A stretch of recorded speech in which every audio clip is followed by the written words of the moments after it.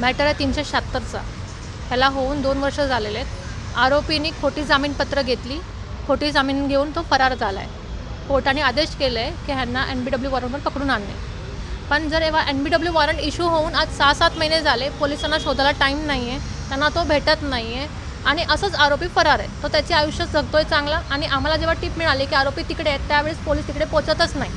मी रोज police स्टेशनमध्ये येते, नेहमी येते माझ्या IPDR CDR चेक करायला की बाबा आरोपीचं काय मिळालेलं आहे का. त्यांच्याकडे IPDR येतं पण अर्धवट IPDR त्याच्यामध्ये काहीच डिटेल्स नसते. त्यांचे CDR येतात पण त्याच्यामध्ये आता काही नामोनिशाण मिळतात. जेव्हा CDRमध्ये सिद्ध होतो आहे की बाबा हा इथे टावर लोकेशनच्या खाली आहे, तर ते 300 मीटरच्या आतमध्ये रेडिएशनमध्ये असतं. ते बोलतात कसं शोधायचं 300च्या रेडिएशनमध्ये. म्हणजे त्यांना ते 300 मीटर शोधायला पण टाईम नाही की म्हणून आम्ही गल्लीगोळात शोधणार नाही. त्यांना स्पष्ट म्हणायचं की आम्ही वॉरंट देणार आणि परत येणार. जेव्हा की कोर्टाने वॉरंटमध्ये स्पष्ट लिहिलेलं आहे NBW वॉरंटमध्ये की त्याला प्रोड्यूस करायचंच आहे कोर्टासमोर.